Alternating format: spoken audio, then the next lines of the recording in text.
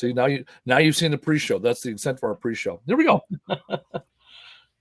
Here we are on episode 116 of the Trash Talk Business Podcast, our weekly opportunity to come together to grow, scale, and build our junk removal dreams. I'm Andy Weins, host of the Trash Talk Business Podcast, and today I am joined by a gentleman well-known in our industry, a man I've been watching from a distance for quite some time.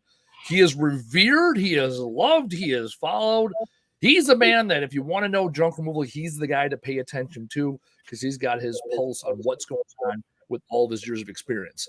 I have known him for all of 30 seconds, so I'm excited to dive into all things Kevin Hess. Mr. Kevin Hess, thank you for joining us and welcome to the show. I appreciate it. All right, let's start with the origin story. I love the fact that you have Spider-Man in the background and like a good comic book. Just like a Peter Parker, right? Everybody has an origin story, so I always want to build that up first. So how did you get here today? Let's talk me through the journey of what's the most important we need to know. Well, I mean, probably about almost 12 years ago, I started with 1-800-GOT-JUNK and worked there for almost 11 years. During that process, probably around 2018, some things changed for me. I was diagnosed with cancer and, kind of changed my whole mindset the way to do things. I was operations manager for 1-800-GOT-JUNK for all those years. We had a slow climb. When I got there, it was like $800,000 a year. And, up to that point, we had slow creep up to 2.5 million. But then after I got cancer, my whole mindset changed and changed everything that I did. I instead of being just a manager, I became a leader and kind of changed my whole mindset and the way I ran the business. And, in those last couple of years, we went from 2.5 to 9 million a year. And what market was that in? At one of the Atlanta markets. There's 3 different franchises in Atlanta, but I was in one of them. We were the second biggest, but we ended up being the biggest. Okay. What market in Atlanta is that? Like the Atlanta Northwest. Okay. I'm originally from Stone Mountain, so I know. Oh, okay. I know Atlanta a little bit. A little bit. Okay. How does that? I do want to jump into that real quick. So when you have franchise 800-GOT-JUNK, are they open franchises or are they restricted by zip code? You could only operate in your zip codes. Only your zip codes. Okay. Like I said, there were, in the Atlanta area, there was 3 different franchise, all 3 with different owners. Hardly talk to each other. Every once in a while to bitch at each other, but that's about it. But back in 2020, another company came in and bought all 3 franchises. Oh, really? Oh, so consolidated the whole PE firm or an individual? Oh, it's a firm. They actually, at the time, they had about 6 other franchises. It was the one out of Kansas City, and they bought. They were buying up smaller franchises that weren't doing so good, and they were actually in Atlanta to buy the South location, which was it was really, really bad over there. Guys were stealing from them. They were just the owner was basically running it from home with her 5 kids, so it was really, really bad. So they came to buy that location, but they ended up buying all 3. They weren't used to running, the big ones, but that same company now owns over 30 1-800-GOT-JUNK locations. Okay, let's dive into that a little bit because that you have a unique. So how long have you been away from 800-GOT-JUNK then? Less than a year. Okay, so you have some relatively recent. I mean, we talk about 800-GOT-JUNK's 40-year history. You have some relatively 35, 38, whatever it's been years. So relatively in recent information. Okay, so they own 30. How many groups are there like them that own 8, 10 plus locations now? Not that many. They've become one of the bigger ones at this point. Yep. Hell, in the last year, I think they've bought out more than 10 different franchises. Some of the bigger ones that I've seen, maybe they own 5, 6, 7, 8 max, but they're one of the only ones that own the most of them. Whereas actually 1-800-GOT-JUNK, they wanted to kind of be like them. So they actually created their own company called Flywheel that ended up buying failed markets and running it themselves. Oh, like corporate. So 800 Guy Junk is reacquiring franchises to be corporate locations now. Yeah, and they have because they were trying to be more profitable because some of the locations just weren't doing very well. So they kind of wanted to be like this group Southwind, and they started buying up locations and running it from, having people from the corporate headquarters fly down and run it. Huh. So why did you get into junk removal? Did you start as operation manager, or why did you get into 800 Guy Junk to start with? Well, that's a funny story. When I was a kid, I used to go do a lot of trash picking with my dad. Yep. I was living in Miami at the time, and every Sunday they put out the big bulky junk out by the curb, so we'd go trash pick and find good stuff and everything else. And then later on into my high school years and a little bit after, me and my current wife used to do the same thing. We'd do that, we'd fix it up, and we'd sell it. We actually financed a couple road trips like that. I always just always loved junk, and it kind of reminded me of my dad. And when I got into it, I always thought, man, my dad would be proud of me that I'm actually getting paid to go through junk now.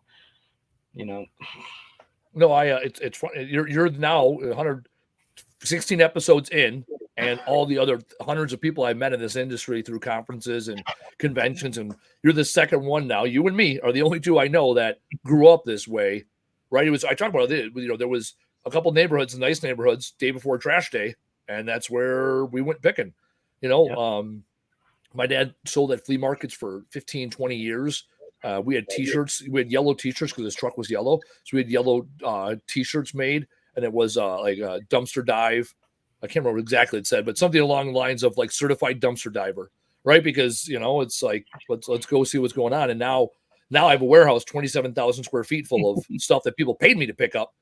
And my father has a farm, and I live next door to that farm, and he's got all his best treasures in the farm still. So he's still picking. When American Pickers came on TV, he was he enjoys the show, and he's also irritated. He's like, I was the original picker. It's like, well, you're not the only guy digging through other people's trash to find treasures, But yeah, so I grew up on this industry similarly.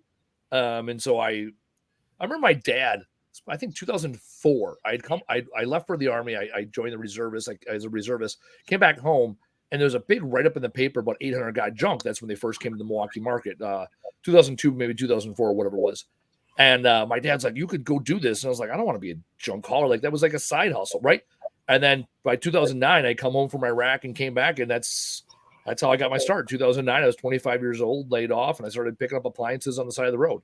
And so here I am, right? I'm 40 now, and last 15 years, it's been a journey. Like you, I was part of a franchise system for about 4 years. So I got to know that side of the house, much smaller, shittier franchise than 800 Guy Junk. So not exactly the, 800-pound gorilla that is 800 Guy Junk. So what happened a year ago where you jumped from 800 Guy Junk to doing your own thing now?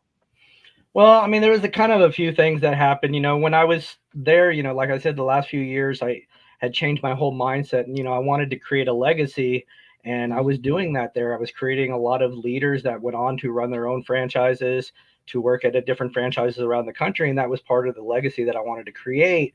But then as we grew, they started bringing in other people as the area manager to run, the whole thing. And they brought in some, former coach from Green Bay Packers to come in and go Pack, go.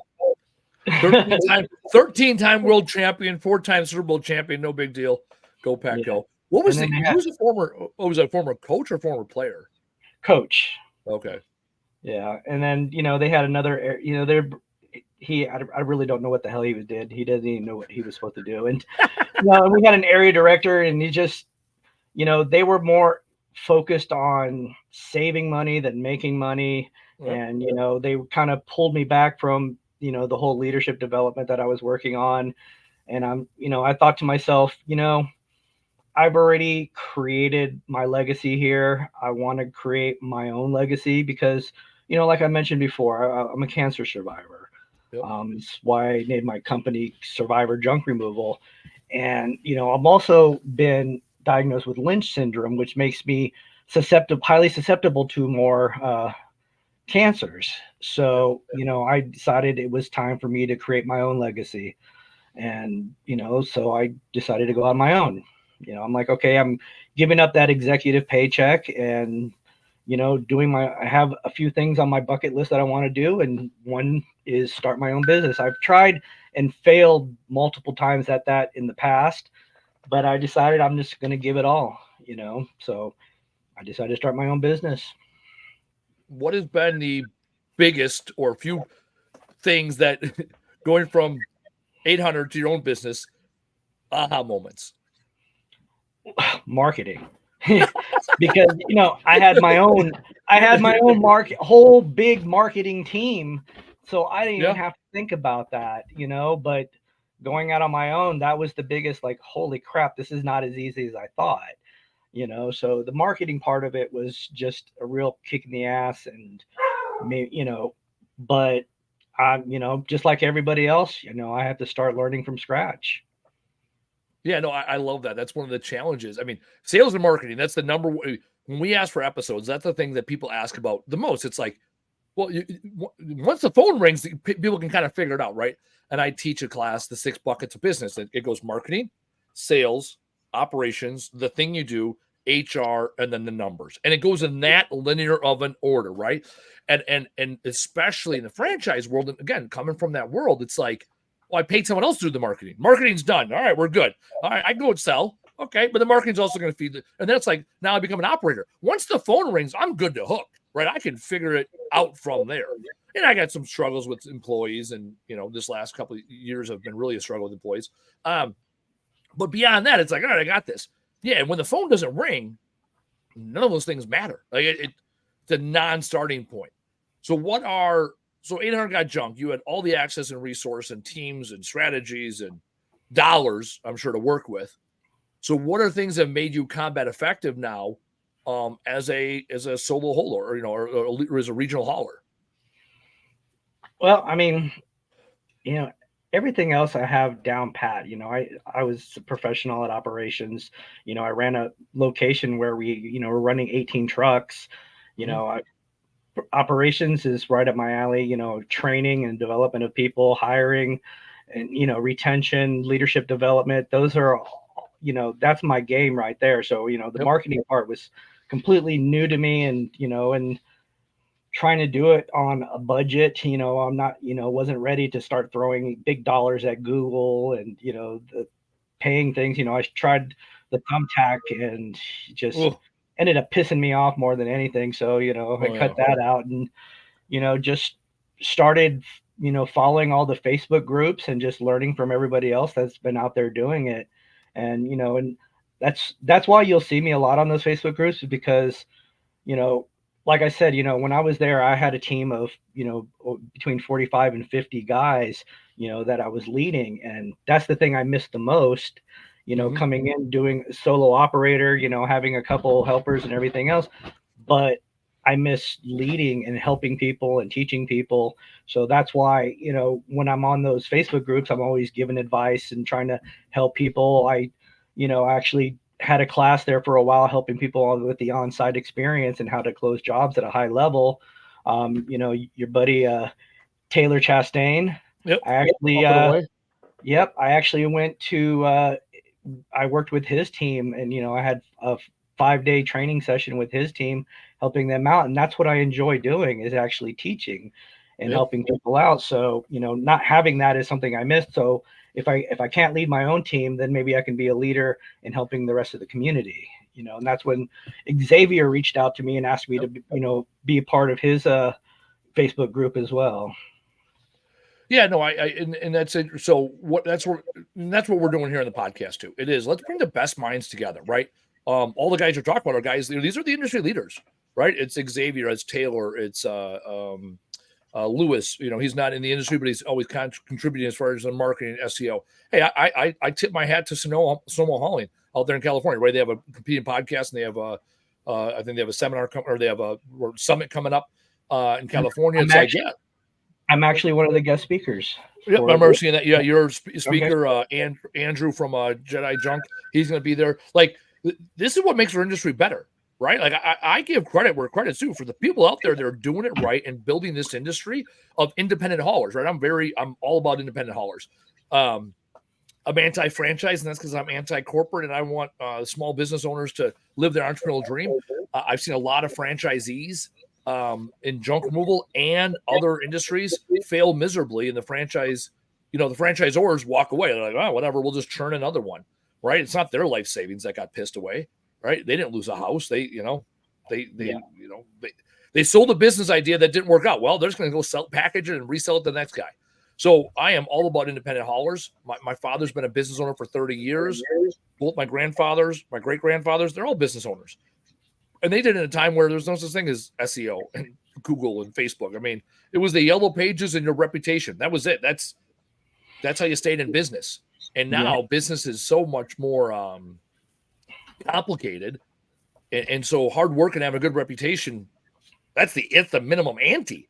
And then you got to know all this other stuff on top of it. I do commend you, and I watch your marketing. I think it's on point.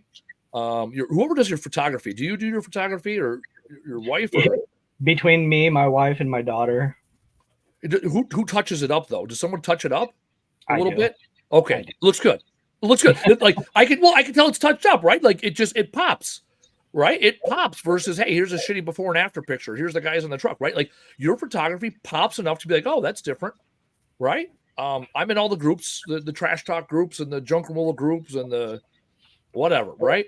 And your stuff pops. And as I've reached out to people more and more asking who needs to be on the podcast, your name has habitually come up. You are, even in less than a year now on the independent hauler side, like you're a respected person in this industry.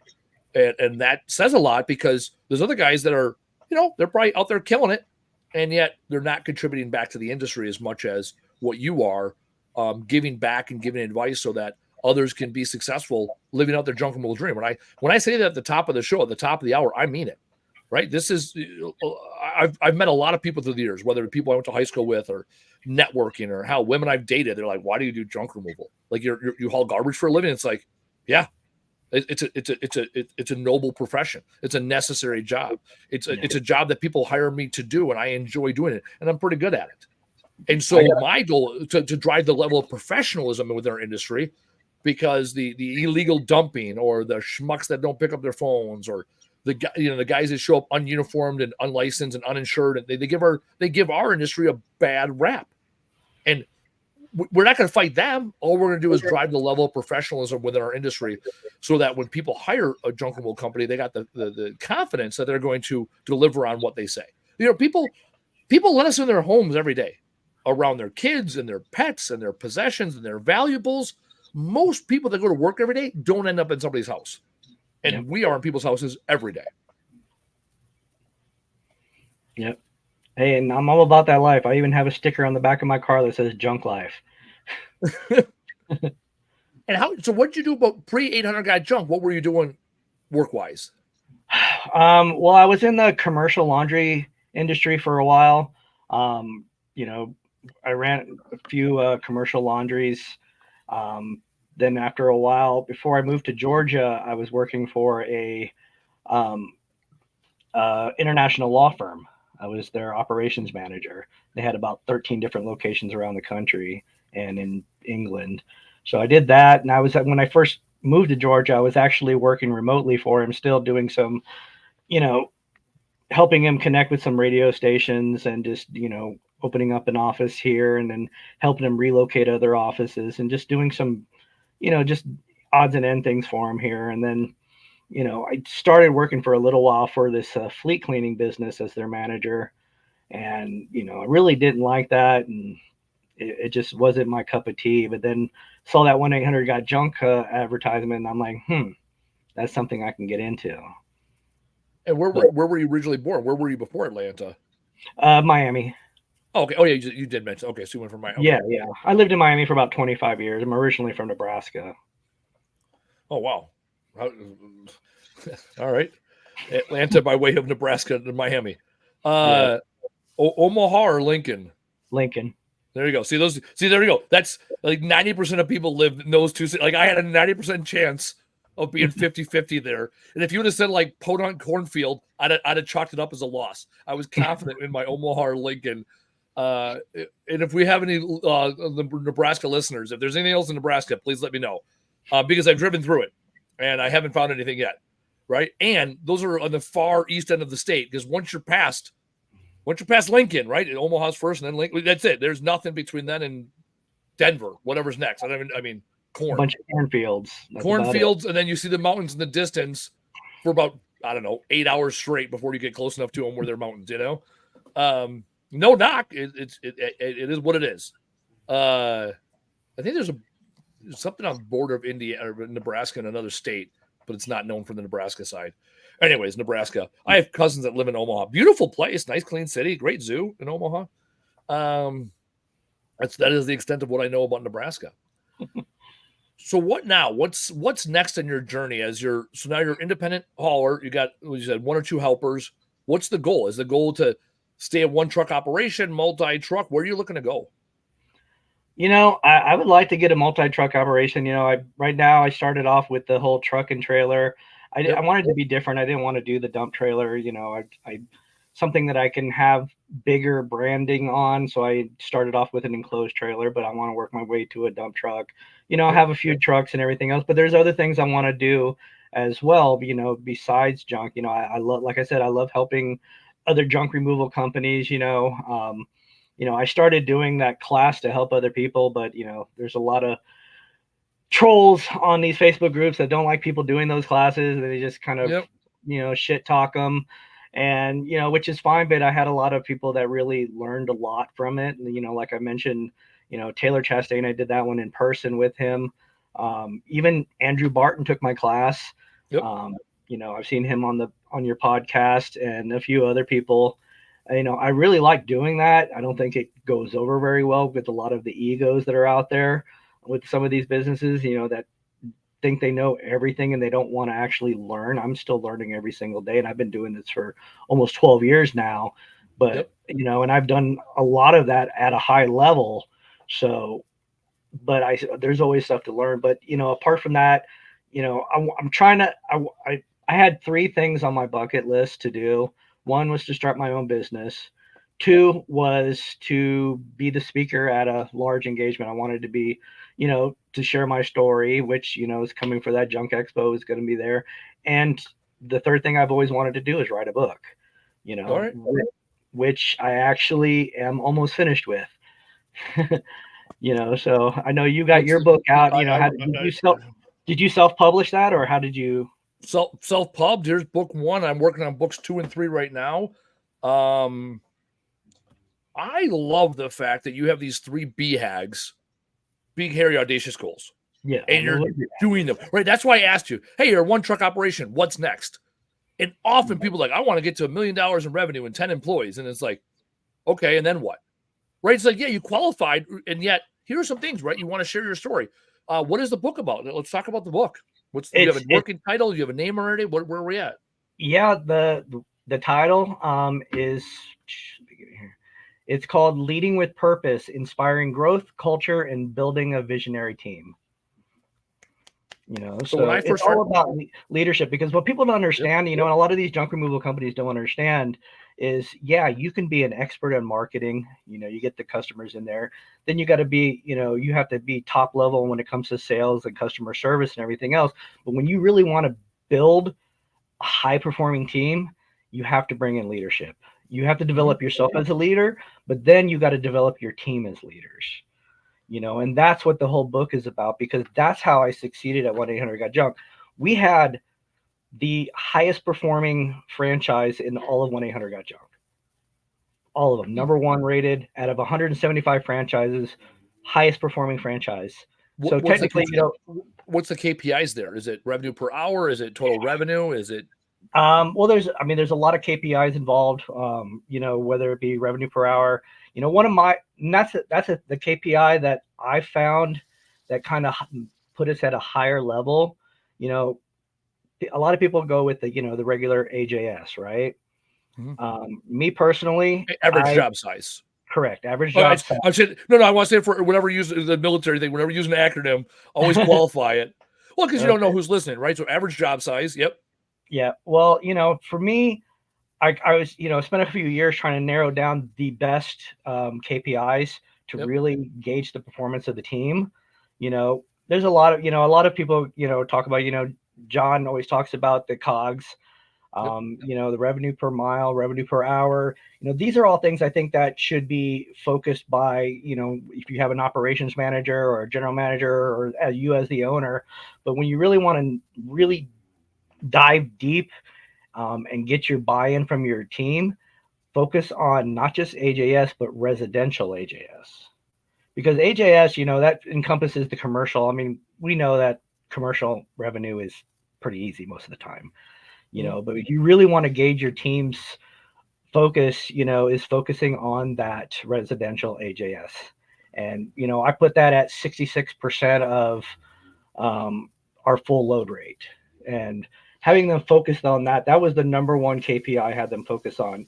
We had, with 1-800-GOT-JUNK, they had several different KPIs that they measured for it. But because we kept that up, our year over year kept growing and growing and growing.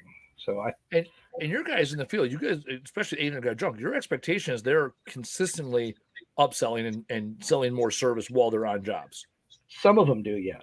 The one thing about 1-800-GOT-JUNK is, they're not all created equal. Their training program is this 2-page paper for a 10-day training period and says, all right, learn this, and we throw them out on the truck. Most of the franchises don't even look at that. They just throw them on the truck and say, hey, this guy's been here for a while. He's going to train you. I developed a training program that, took maybe 3-4 months to get through before they could be even certified. We just took it to a higher level and making sure that, running a lot of role play scenarios so that when they're in the field, you can throw anything at them and they'll know how to respond, any type of objections, and that's why, on our on-site conversions, we're about 95%.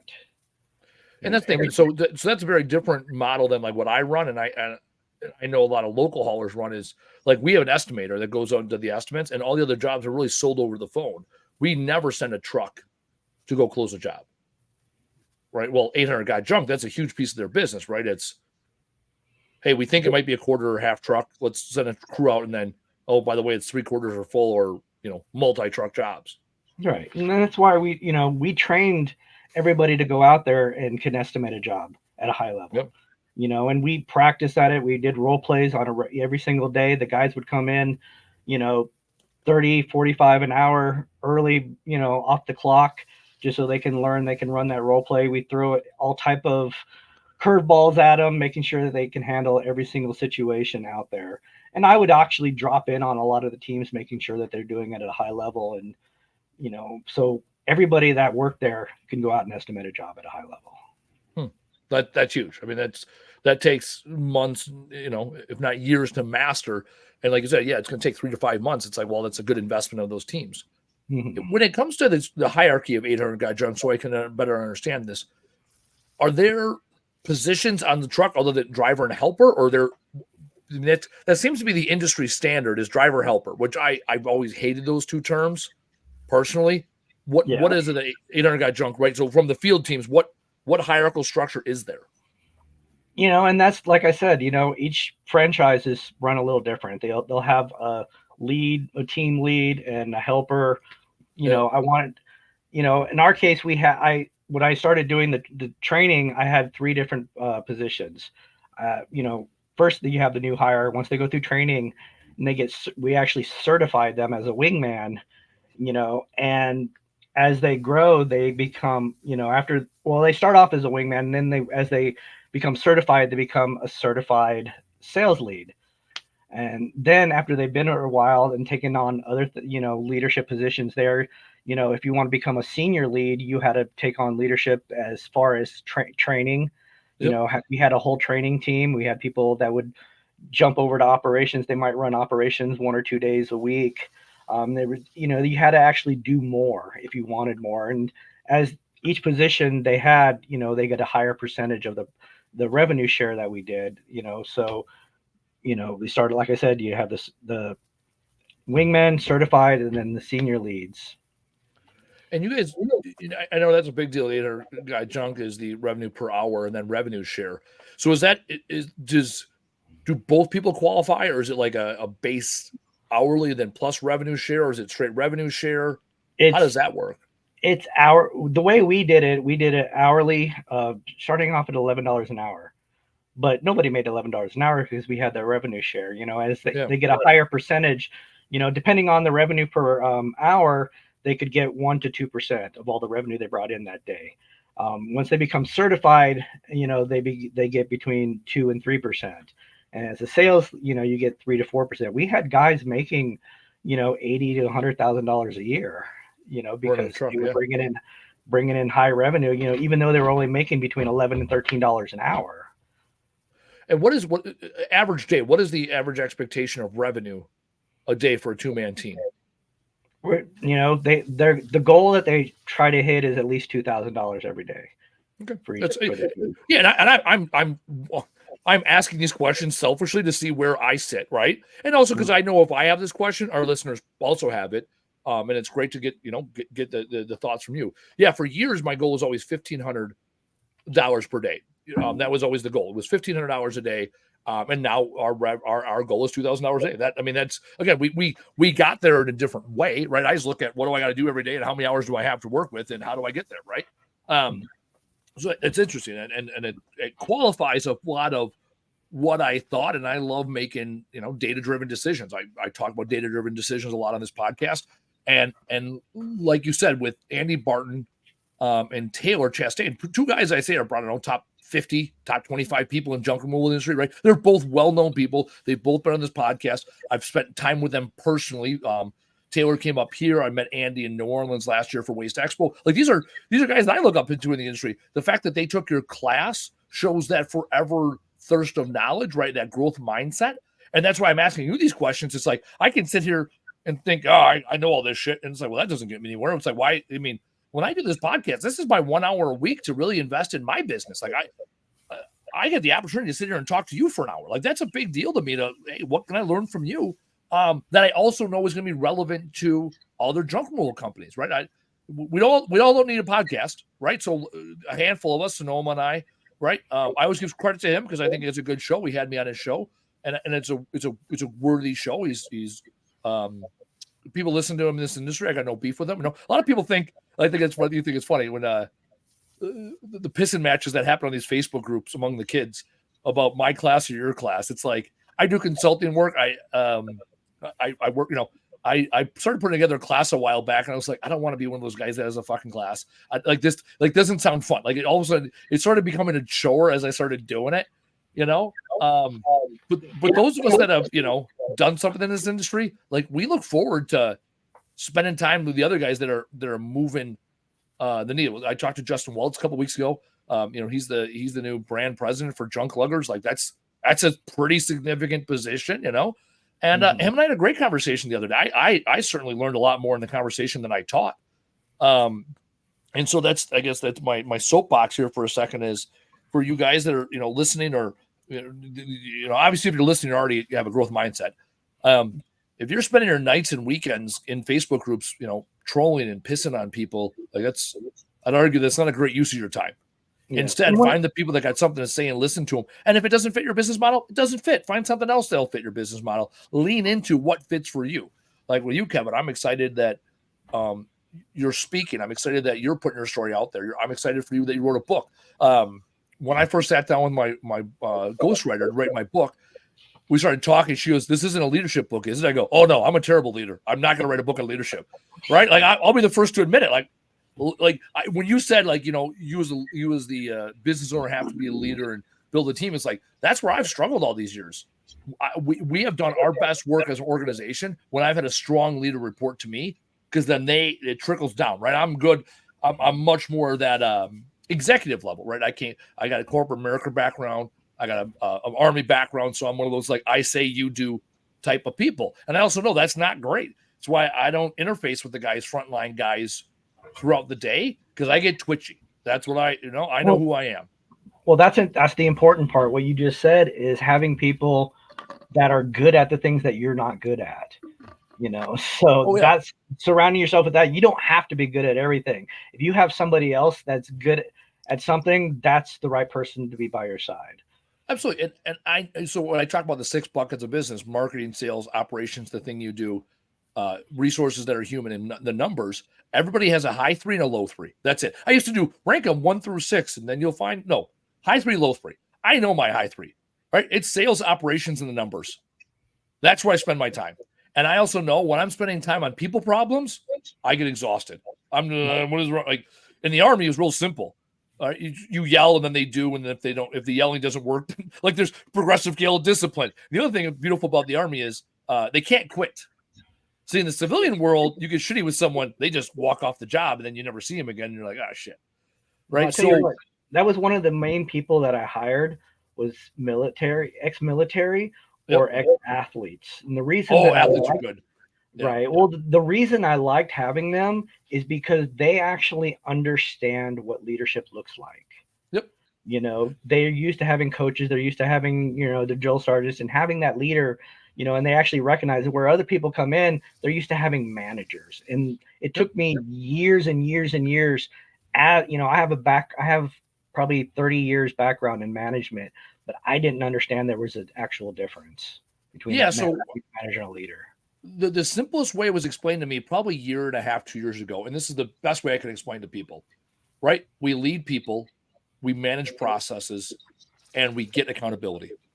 Yep. That's it, right? And when you lead people, they might surprise you every now and then. And when you show them what right looks like and you manage a process, it's either the process is wrong or the person is wrong, right? And every issue in your business is one of 3 things.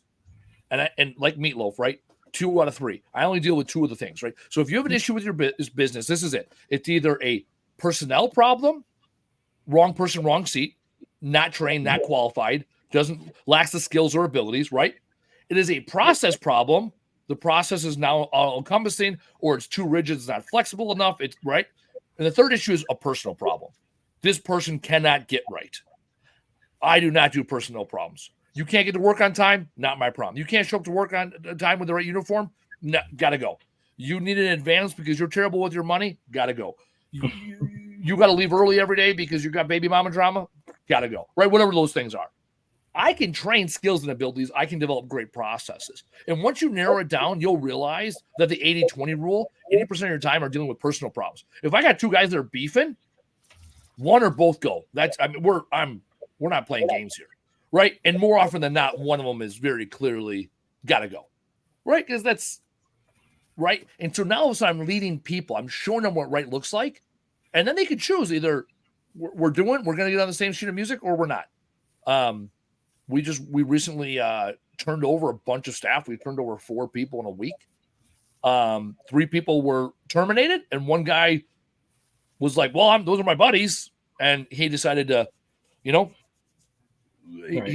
he self-determined his termination. It's like, all right, man. Yeah. Well, the one thing, I can pat myself on the back for is, we had very little turnover. We had a great retention rate. Yep. And it's because when I hired him, the first thing I told him is I am not looking for helpers or workers. I'm looking for people that I can develop into leaders. And I started that leadership development from day one. If they have, because you have your own business, right? You just like everybody who's probably listening to this podcast right now has their own business. They've sacrificed, they've gone through the blood, sweat, and tears of running that business, the late hours, and put in all that sacrifice. Why? Because you found your purpose. Yep. Right? Now imagine if those employees that you have, if you gave them purpose. Imagine the sacrifice that they would do for you and your business. Imagine the hours that they'll put in, the blood, sweat, and tears that they'll put in for you and your business because you gave them a purpose. That's the difference. That's why we were so successful at that location, is because I gave them purpose. That's why the leadership to me, it's one thing to develop myself as a leader, and I was a great leader. I didn't have, those problems. I had those one-on-ones with my guys on a regular basis. I knew their kids' names, their dogs' names. I knew everything about them. But I realized that developing them as leaders will actually give them purpose, and they'll want to stay, they'll want to do things. We had guys that would come in an hour before they were clocked in to help train other new guys because they wanted to have that purpose. They wanted to have a career path to go through, and actually have something that could impact their lives. And that was the whole point. And that is where everything changed for us. Like I said, we had that slow creep from 800,000 2.5. Then, as I started developing myself, we moved it up the next year 3.5. And then as I started developing the team as leaders, we jumped up from that 3.5 to 6 million. The next year, 9 million.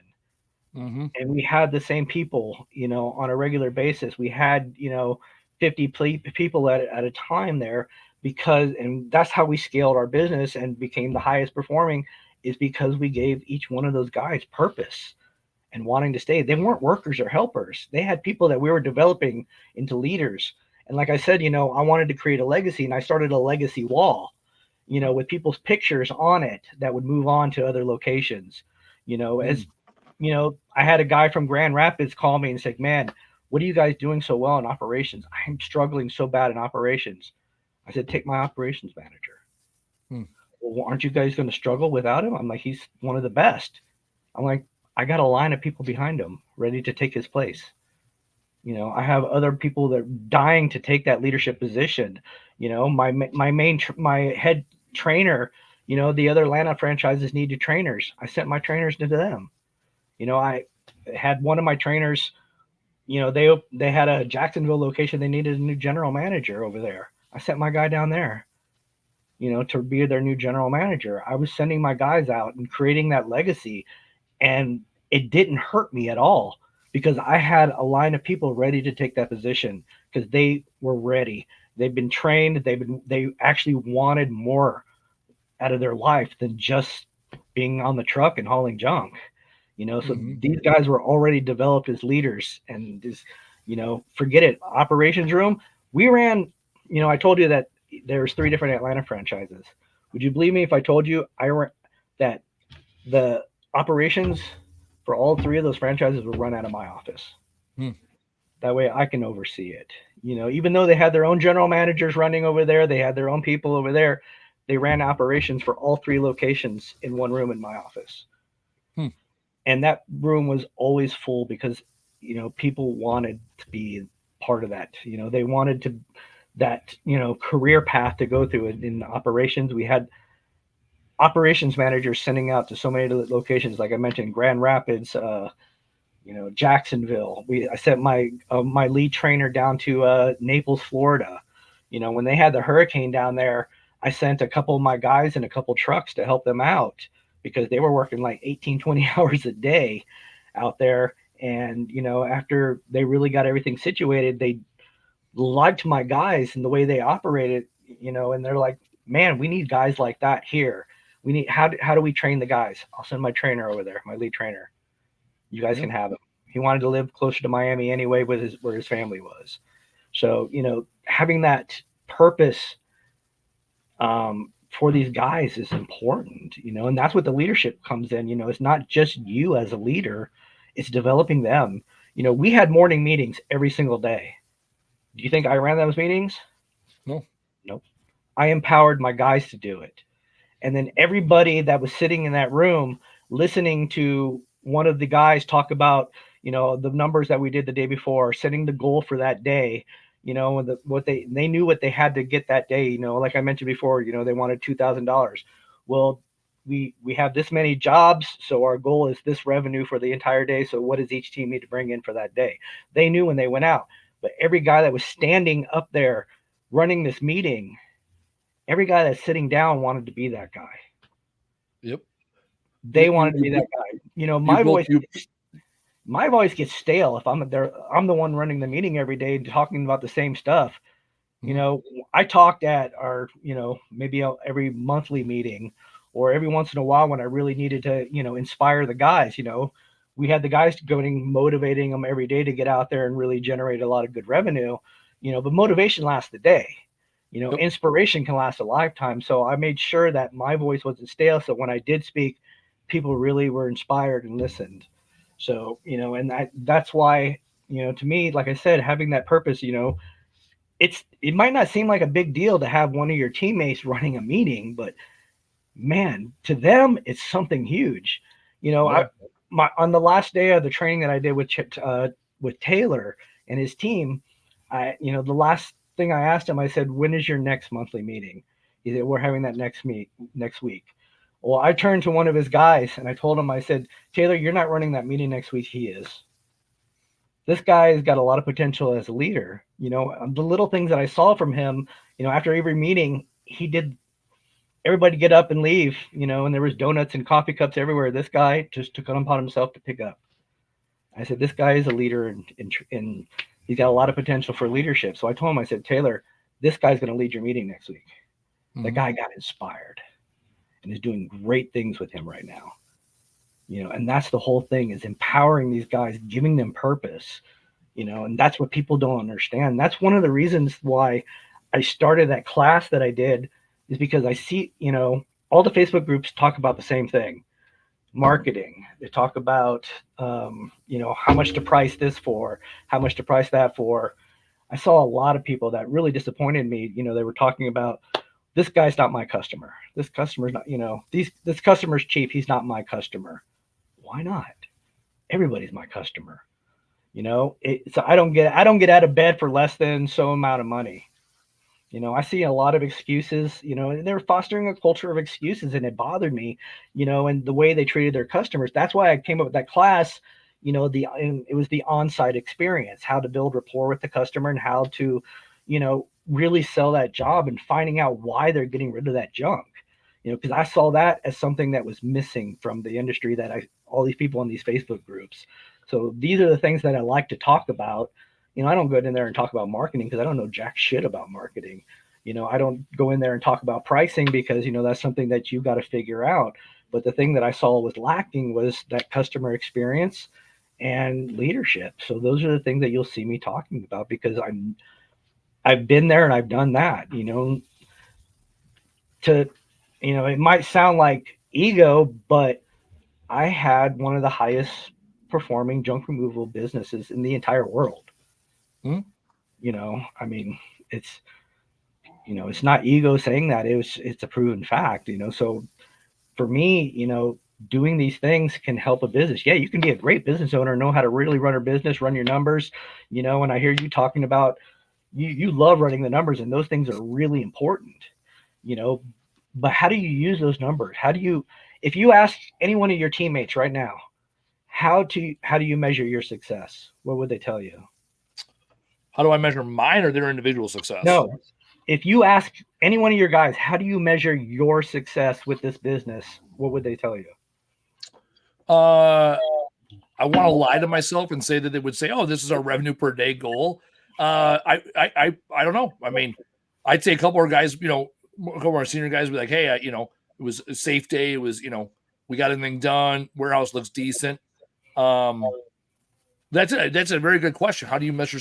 Say the question again, though. It was your success on the day. Yeah. How do you measure your success? How do you measure your success? That's a great question to ask our guys. Yeah, and that's why, having those goals are important. Having those KPIs are important, but having KPIs that can measure their performance with the business, like I mentioned before, that residential AJS, Google reviews are important, because that shows that they're taking good care of the customer and they actually want to do it. It's not it's not about, oh, well, I'm going to pay my guys $1 or $5 per Google reviews that they get. No, they want to get those Google reviews because it shows that that's one of the things that I'm measured by. That's one of the things showing that I take good care of my customers, so it's important to them. Having those certain different KPIs are important to them. I don't know if you do this, and I know a lot of companies do. I do. My opinion is completely different on that, is with the COGS. That does not measure the success of your teammates. That measures your success as a business owner or operations manager, general manager. That's how you measure your success. Yep. But that's not a performance. To me, that's not performance based. That's not showing that they can bring in. It's showing that they can save money for the business. That's not showing the revenue that they're generating in the business. Yeah. Hell, we had our monthly KPI meeting today. for June. We pushed it a week because our sales guy was at a networking event last week. I am a hell of a lot more interested in talking about growing revenue, right? It is simpler to grow revenue by 3% than it is to decrease COGS by 1%. And it's still the same net, hillbilly math, right? Our goal is keep COGS under 30%, whatever. So yeah, there is a revenue growth solves almost all problems, right? Sales solves all is the old mantra, and there's absolute truth behind that. Taylor puts up in a group. It sounds like good leadership builds great culture. Often corporate, yeah. So there's something that something Taylor put up. He said our producer goes, sounds like good leadership builds a great work culture. That's something I see posted on LinkedIn, often in corporate, that people complain and quit over. How else do you qualify good leaders and workers? So what else do you? That's a great question. Thank you, Taylor. So how else do you qualify good leaders within your workforce, Kevin? Well, here's the thing, leadership is about being in servitude of others. If you can have a high performing guy that makes great money, bring in revenue like crazy, best salesman out there, but doesn't make him a good leader. If he takes the guy that riding with him and just uses him as a helper, he's not a good leader. But if he's teaching him to do him, be him, to me, my highest performer that I had, I got named Connor. I told him one day, you generate the most revenue. You're top trucker of all of 1-800 Got Junk. He was ranked number one of all of 1-800 Got Junk out of the thousands of truck team members that they have. I said, what's more important to me is how many Connors you can produce. Yep. Not how much revenue you can bring in. That's not important to me. How many Connors you can produce, because that shows me leadership. That shows me that it's not about your ego, that you're the best. Which shows me that your value to me is how many people that you can bring into that level. Yeah, he became the avatar, right? How do I replicate this guy? And I want to make him responsible for replicating himself. Exactly. Not just giving him anybody that can keep up with him and he yells and screams at him for a week and then they quit. That doesn't do us any good. Yep. All right, as we're getting close to the end of the show here, what are some things that you have preached about in the Facebook groups or people need to know, especially stuff that you've trained in your classes? What are some things that individual junk removal companies, 1 truck to 10 truck operations, need to know to make them successful from your 12-year career? What are the top highlights? For me, like I said, the one thing I see a lot of businesses, and I've even in the classes that I took, I took guys like Andrew Barton and I asked him the same question. I said, role play for me your first interaction with the customer on site, whether you or your truck team and everything else. And the first thing that a lot of people did was go straight transactional. How you doing? My name's Kevin. Where's your junk? Yep. To me, it's all about building that rapport with them. And there's 2 different types of rapport. There's that relational rapport, building that connection and that relationship with the customer. And then there's relational rapport, finding out why they're getting rid of the junk. Yep. And once you find out why they're getting rid of the junk, you save that. You put that in your Batman utility belt and you save it. So when you start talking about the junk and you giving them their price, most people, when you're being straight transactional, you give them a price and you tell them, okay, it's going to be a full truck for whatever, $600. They're like, oh, that's a lot of money. All right. You didn't establish the value of your service. Yep. You know why they're getting rid of the junk because they told you why they're getting rid of the junk. You have to remind them because there's 3 things to focus on that why people get rid of junk. It's time, space, or effort. Yep. They're a soccer mom. They don't have the time to do it. They got, kids in class, school. They have bake sales. They have this. They don't have time to do it themselves. That's what you call out there, and you remind them, when you're giving that price, you're reminding them, okay, it's going to be this much and this much. We'll have it done in 20 minutes. We'll have it out of and we'll be out of your hair. That's the value to them is the time or space. They need that space. Maybe their, wife got a new car and wants to park the car in the garage, but he's got all his crap in there.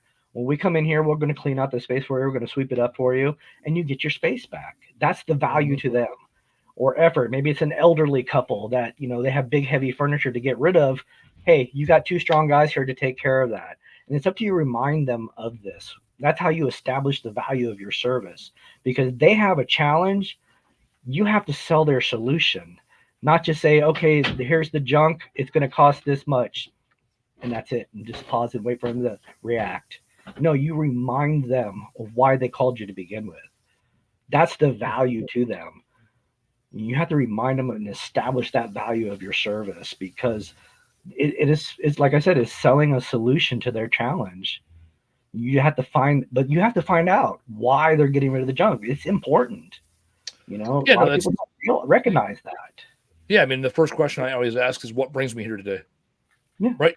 And sometimes it's obvious. Sometimes you walk in, they're like, hey, mom moved on to senior living, da, da, da. All right. Well, and I was fortunate. I watched my dad for 15 years growing up. He was a home remodeler, going to people's houses and sell them, kitchens and baths and, decks and basements and everything else like that. And he always would sit there and take his time. My dad grew up on a farm. So he took his time to get to know people. He didn't understand the transaction. Yeah, he knows you're solving a problem at the end of the day, but he wanted to know, okay, you got a new baby coming. Got to convert the room into a nursery. Or, oh, hey, you got kids, kids are multiplying. Let's get your rec room so they got some space to work. So it all comes back to the end state, right? Stephen Covey talks about this, begin with the end state in mind.